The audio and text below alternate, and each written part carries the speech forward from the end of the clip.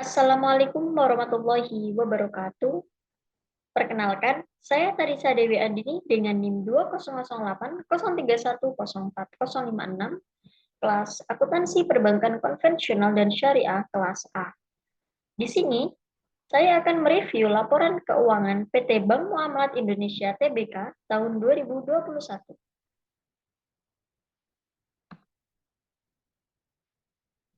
Sebelum saya menjelaskan informasi tentang Bank Muamalat, di sini saya akan menampilkan cuplikan video Bank Muamalat.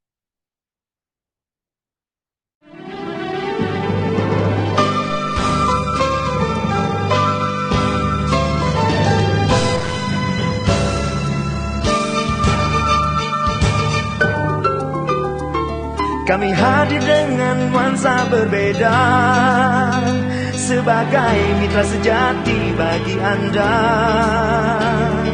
menjawab tantangan, mencapai harapan, memberi makna kehidupan.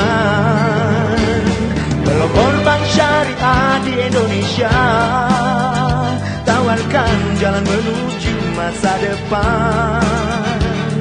Memberi layanan, memberi dukungan, wujudkan cita kebersamaan.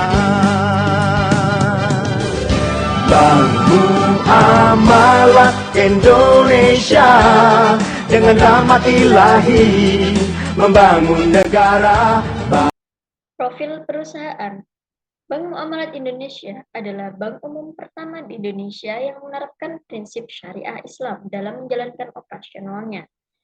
Didirikan pada 1 November 1991 yang diprakarsai oleh Majelis Ulama Indonesia atau MUI dan pemerintah Indonesia. Mulai beroperasi pada tahun 1992 yang didukung oleh cendekiawan muslim dan pengusaha serta masyarakat luas.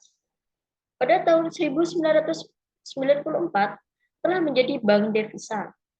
Produk pendanaan yang ada menggunakan prinsip wadiah atau titipan dan mudharabah atau bagi hasil, sedangkan penanaman dananya menggunakan prinsip jual beli, bagi hasil dan sewa. Yang pertama, penghimpunan dana Bank Muamalat Indonesia yang terdiri dari wadiah yadamana. Wadiah yadamana dapat dipahami bahwa nasabah menyimpan dananya pada bank muamalat sebagai titipan untuk dapat merealisasikan tujuannya di masa yang akan datang.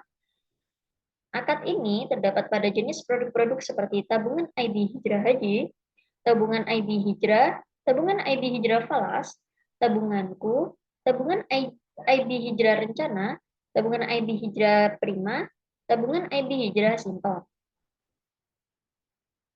Nah, yang kedua ada mudharabah mutalakoh. Mudharabah mutalakoh dapat dipahami bahwa nasabah menyimpan dananya pada bank muamalat sebagai dana investasi dengan tujuan mendapatkan bagi hasil dari bisnis yang dijalankan oleh bank. Nah, akad ini terdapat pada jenis produk seperti deposito dan giro IB Hijrah Ultima Corporate dan giro IB Muamalat A3 di Corporate.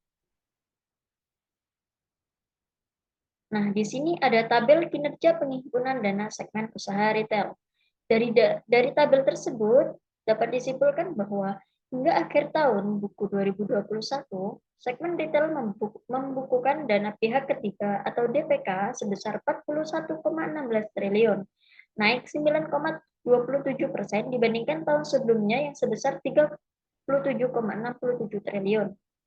Nah, kenaikan tersebut disebabkan terutama oleh kenaikan casa, diikuti kenaikan TD. Adapun kontributor dari DPK tersebut berasal dari tabungan dan giro dengan porsi total sebesar 66,86%. Sementara deposito berkontribusi sebesar 33,14% dari total DPK. Nah, total fee base income terkait dengan aktivitas penghimpunan dana tercatat sebesar 169,28 miliar atau naik sebesar 28,60 miliar dari tahun sebelumnya, sebesar 140,68 miliar. Nah, peningkatan terbesar disebabkan oleh kenaikan pada aktivitas penjualan bancassurance selama masa pandemi COVID-19. Nah, selanjutnya ada pembiayaan syariah yang disalurkan. Yang pertama, ada murabahah, yang kedua, wakalah, yang ketiga, salam, Yang keempat, istisna. Yang kelima, ijaroh. Yang keenam, ijaroh muntahiyah bitamlik atau IMBT. Yang ketujuh, musyarakah. Yang kedelapan, musyarakah mutanakisah. Yang kesembilan, mudharabah muqayyadah.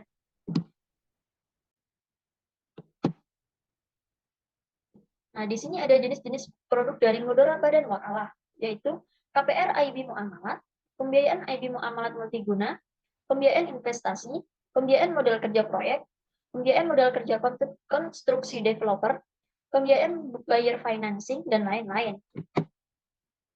Nah, selanjutnya ada jenis produk dari istisna, yaitu salah satunya pembiayaan KPR IB Muamalat Inden. Lalu ada dari Ijaro, yaitu safe deposit box juga dalam gadai. Lalu selanjutnya ada jenis-jenis produk Ijaro Muntahiyah Bitamlik atau IMBT, yaitu pembiayaan IMBT pada segmen corporate dan komersial. Lalu ada jenis-jenis produk musyarakah, yaitu pembiayaan modal kerja reguler, pembiayaan modal kerja proyek, pembiayaan rekening koran syariah atau PRKS, dan lain-lain. Lalu ada jenis-jenis produk musyarakah mutanafisah, yaitu pembiayaan KPR IB Muamalat Ready Stock dan Inden, dan pembiayaan refinancing syariah. Lalu mudharabah muqayyadah, yaitu terdiri dari pembiayaan kepada lembaga keuangan syariah atau multi finance, PPRS, dan lain-lain. Nah, di sini ada tabel kinerja pembiayaan segmen usaha retail. Nah, dari tabel tersebut dapat disimpulkan bahwa pembiayaan segmen retail pada tahun 2021 tercatat sebesar 6,57 triliun, menurun 26,44% dari posisi tahun lalu yang sebesar 8,94 triliun. Selanjutnya, perbandingan target dan realisasi tahun 2021. Nah, di bawah ini ada tabel perbandingan target dan realisasi yang terdiri dari total aset, dana pihak ketiga atau DPK, pembiayaan, pendapatan operasional, laba atau rugi sebelum pajak. Nah, bank telah menetapkan beberapa target keuangan yang akan dicapai yang telah disusun dalam rencana bisnis bank atau RBB tahun 2021. Secara umum, realisasi target keuangan tersebut telah sesuai dengan RBB tahun 2021. Nah, kita dapat menyimpulkan dari tabel tersebut, yaitu pada aspek pertumbuhan bisnis, realisasi total aset tercatat sebesar 58,89 triliun atau mencapai 97,18% dari target. Bank juga berhasil menyalurkan pembiayaan sebesar 18,0,4 triliun atau mencapai 81,69% dari target. Realisasi pembiayaan ini belum mencapai target disebabkan kondisi ekonomi yang belum sepenuhnya pulih. Sementara itu, Bank berhasil menghimpun dana pihak ketiga atau DPK sebesar 46,87 miliar atau mencapai 103,64% dari target. Pada aspek profitabilitas, pendapatan operasional bank tercatat sebesar 2,78 triliun atau 102,49% dari target, dan laba sebelum pajak mencapai 49,8% dibandingkan dengan target. Selanjutnya, pendapatan bank muamalat. Nah, dari tabel tersebut yang saya sajikan, yaitu terdapat pendapatan bank muamalat. Yang pertama dari pendapatan pengelolaan dana oleh bank sebagai mudharib. Nah, yang terdiri dari pendapatan dari bagi hasil, yaitu dari musyarakah dan mudharabah. Yang kedua ada pendapatan dari penjualan, yaitu murabahah dan istisna. Lalu yang ketiga ada pendapatan dari ijarah neto. Nah, selanjutnya pendapatan usaha lainnya terdiri dari pendapatan bagi hasil, yang kedua ada pendapatan bagi hasil surat berharga, reksadana, yang ketiga ada pendapatan bagi hasil surat berharga, yang keempat ada pendapatan bonus sertifikat Bank Indonesia Syariah, yang kelima ada pendapatan fee hasil ekspor, yang keenam ada pendapatan bagi hasil penempatan bank lain, lalu yang terakhir pendapatan bonus giro bank. Selanjutnya pendapatan operasional lainnya yang terdiri dari jasa administrasi, jasa transaksi ATM, jasa layanan, jasa transaksi LC, dan yang lainnya. Diketahui dari pendapatan bank sebagai mudharib pada tahun buku yang terakhir 31 Desember 2021 sebesar 2,14 triliun. Terjadi penurunan sebesar 0,29 triliun dibanding dengan kinerja tahun 2020 yang mencapai 2,43 triliun. Kondisi tersebut disebabkan oleh menurunnya pendapatan pembiayaan yang didapatkan dari nasabah yang salah satunya diantaranya disebabkan oleh faktor eksternal seperti belum pulihnya kondisi ekonomi akibat dampak pandemi COVID-19. Selain itu, transaksi aksi korporasi yang dilakukan oleh bank muamalat berupa penjualan portofolio juga menyumbang penurunan pendapatan bank.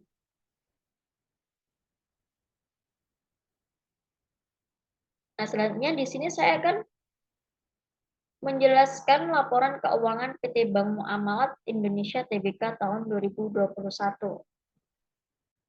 Yang pertama di sini ada laporan posisi keuangan, yaitu di posisi aset. Nah, dari tabel tersebut dapat diketahui bahwa hingga akhir tahun 2021, total aset bank mencapai 58,90 triliun, dibandingkan dengan posisi tahun sebelumnya sebesar 51,24 triliun. Terjadi kenaikan 7,66 miliar atau 14,94%. Antara lain disebabkan oleh peningkatan yang cukup signifikan dalam investasi pada surat berharga di tahun 2021.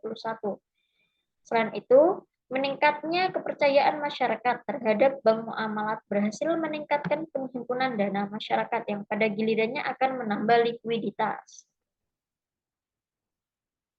Lalu, yang kedua ada liabilitas. Nah, dari tabel liabilitas tersebut dapat diketahui bahwa total liabilitas Bank Muamalat Indonesia sampai dengan 31 Desember 2021 sebesar 11,55 triliun, naik menjadi 2,04 miliar atau 21,40% dibandingkan dengan periode yang sama tahun sebelumnya yang sebesar 9,5 triliun. Nah, kenaikan tersebut merupakan peningkatan penghimpunan dana pihak ketiga atau DPK dalam bentuk giro dan tabungan wadiah sebesar 31,49%. Selanjutnya ada laporan laba rugi. Nah, diketahui dari tabel tersebut, nah kita dapat menyimpulkan bahwa bank menutup tahun buku 2021 dengan laba komprehensif sebesar 19,64 miliar, turun sebesar 33,50% atau 9,89 miliar dibandingkan tahun sebelumnya yang mencapai 29,53 miliar. Kondisi itu diakibatkan oleh turunnya nilai aset keuangan atas efek-efek yang tersedia dijual yang belum direalisasi.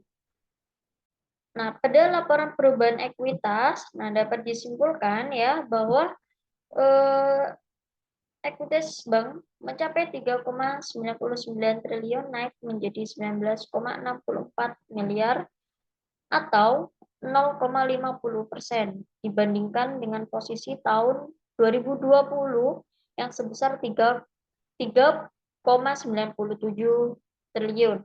Perubahan tersebut dikarenakan perubahan saldo laba yang diantaranya disebabkan oleh penambahan laba tahun berjalan yang dihasilkan oleh Bank Muamalat selama tahun 2021. Nah, selanjutnya ada laporan arus kas. Laporan arus kas ini terdiri dari arus kas dari aktivitas koperasi, lalu ada arus kas dari aktivitas investasi, lalu arus kas dari aktivitas pendanaan. Nah, dari tabel tersebut, kita dapat menyimpulkan bahwa bank membukukan kas dan setara kas pada akhir tahun buku 2021 sebesar 7.649 miliar, naik sebesar 3.584 miliar atau 88,2% dibanding tahun buku 2020 yang sebesar 4.065 miliar. Nah, peningkatan arus kas disebabkan oleh peningkatan pada arus kas dari aktivitas operasi maupun pendanaan yang secara kolektif lebih tinggi dibandingkan dengan penurunan kas pada arus kas dari aktivitas investasi. Nah, kenaikan atau penurunan bersih kas dan setara kas hingga berakhirnya 31 Desember 2021, posisi kas dan setara kas bank tercatat 3,58 triliun naik menjadi 759,47% atau sebesar 3,17 triliun dari posisi tahun sebelumnya yang sebesar 416,72 miliar. Peningkatan bersih kas dan setara kas tersebut disebabkan oleh peningkatan pada akun arus kas dari aktivitas operasi maupun pendanaan yang lebih besar dibandingkan dengan penurunan pada arus kas dari aktivitas investasi. Selanjutnya ada laporan rekonsiliasi pendapatan dan bagi hasil. Nah, dapat dilihat pada tabel pendapatan usaha utama mengalami penurunan. Nah, penurunan ini disebabkan oleh kondisi pasar di mana secara umum pada industri perbankan mengalami penurunan tingkat bagi hasil. Ada laporan sumber dana penyaluran dana zakat. Dari tabel tersebut, kita dapat mengetahui bahwa bank menerima penyetoran zakat yang berasal dari pihak internal maupun pihak eksternal, di antaranya seperti nasabah maupun amil zakat lainnya.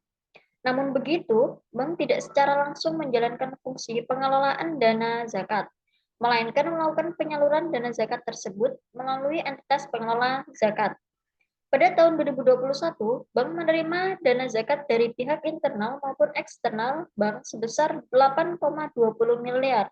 Dana zakat tersebut kemudian disalurkan seluruhnya melalui lembaga amil zakat. Selanjutnya ada laporan sumber dana dan penggunaan dana kebajikan. Nah, dari tabel tersebut, kita dapat mengetahui bahwa Bank Muamalat menerima dana kebajikan, baik berupa infak, sedekah, denda, maupun penerimaan non-halal.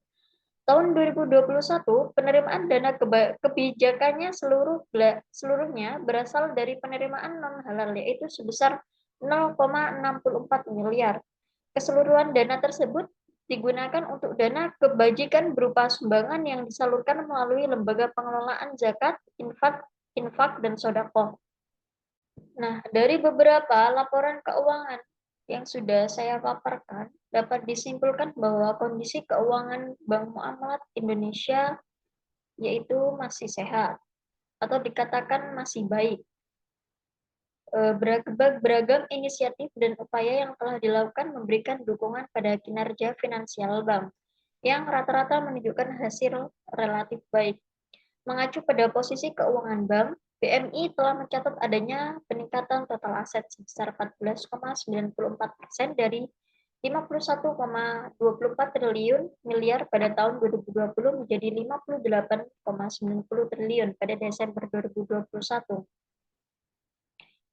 Ikhtisar bank yang sedang menjaga kualitas pembiayaan agar tetap sehat ikut membuahkan hasil.